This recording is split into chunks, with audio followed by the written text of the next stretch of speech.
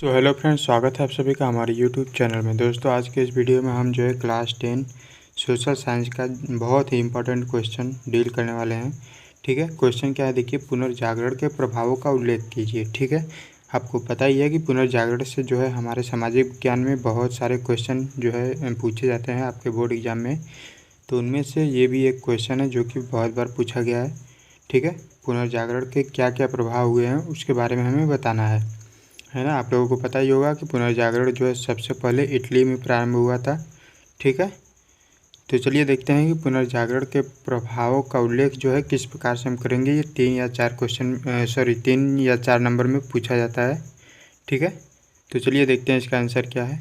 एक बात याद रखिएगा कि जब भी किसी भी आंदोलन के बारे में या किसी भी चीज़ के बारे में अगर उसके प्रभावों का उल्लेख करने के बारे में पूछे, ठीक है, यानी कि जैसे यही एक क्वेश्चन है, पुनर्जागरण है, उसके प्रभावों का उल्लेख करने के लिए बोल दिया है।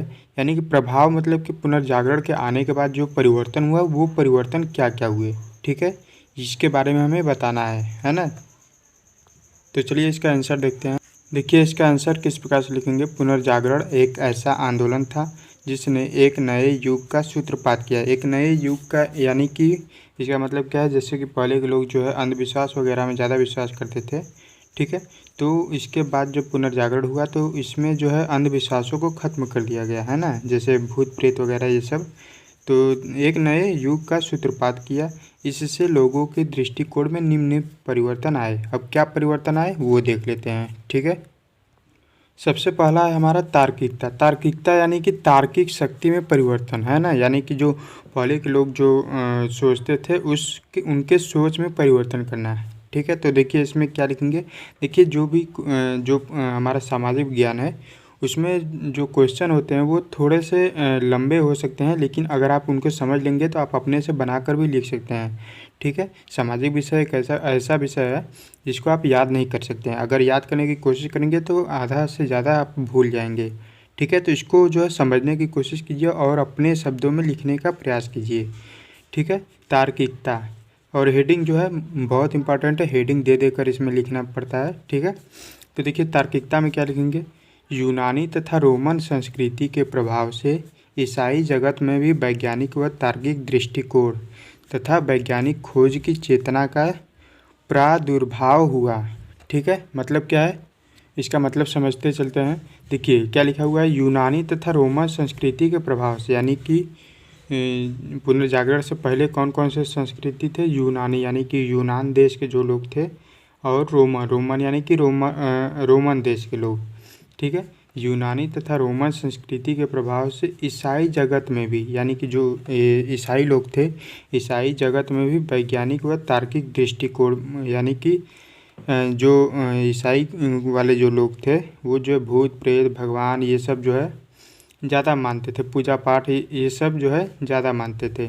ठीक है, तो जब उनमें वहाँ पर जब पुनर्जागरण का आरंभ हुआ तो उसके बाद जो है वो जो है अंधविश्वासों को धीरे धीरे छोड़ने लगे और वैज्ञानिक दृष्टिकोण की तरफ बढ़ने लगे तथा वैज्ञानिक खोज की चेतना का प्रादुर्भाव हुआ। लोग अंधविश्वासों से दूर होने लगे। ठीक है, देखिए यहाँ पर लिखा हुआ है ना, लोग अंधविश्वासों से दूर होने लगे, यानी कि अंधविश्वासों को मानते नहीं थे। ठीक है, पहले मानते थे लेकिन जब ये पुनर्जागरण प्रारंभ हुआ तो उसके बाद वे जो है अंधविश्वासों से दूर होने लगे।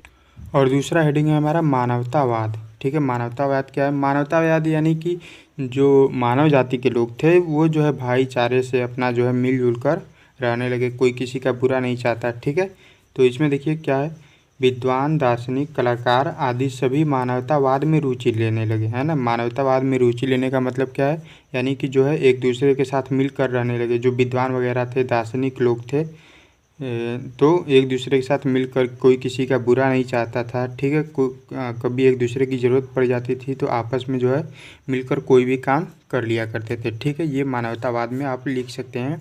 चाहे तो जो मैं आप लोगों को समझा रहा हूँ वो भी लिख सकते हैं।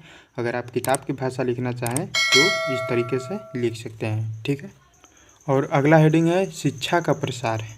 ठीक है, पहले के लोग जो है बहुत ही कम पढ़े लिखे लोग थे, लेकिन जब पुनर्जागरण आरंभ हुआ तो पुनर्जागरण के बाद क्या हुआ कि शिक्षा का प्रसार होने लगा, यानी कि लोग समझने लगे कि बच्चों को शिक्षा देना बहुत आवश्यक है, यानी कि उन्हें शिक्षित करना बहुत आवश्यक है। भले ही एक रोटी कम खाएं लेकिन जो है बच्चों को पढ़ाए लिखाएं। ठीक है, इसमें देखिए क्या लिखेंगे, कला विज्ञान साहित्य सभी का एक ही लक्ष्य है, जीवन की सत्यता का ज्ञान, यानी कि जो है एक ऐसी शिक्षा जिसमें कोई भी बच्चा अपना जीवन यापन स्वयं कर सके।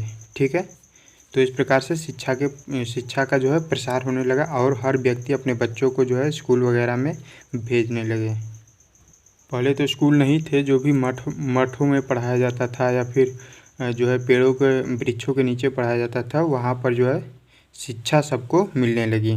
ठीक है, और अगला हेडिंग है हमारा खोज तथा आविष्कार। ठीक है, देखिए जब कोई भी व्यक्ति शिक्षा प्राप्त करने लगता है तो धीरे धीरे वह नई नई चीज़ों का खोज करने लगता है, वह आविष्कार करने लगता है। ठीक है, तो इसमें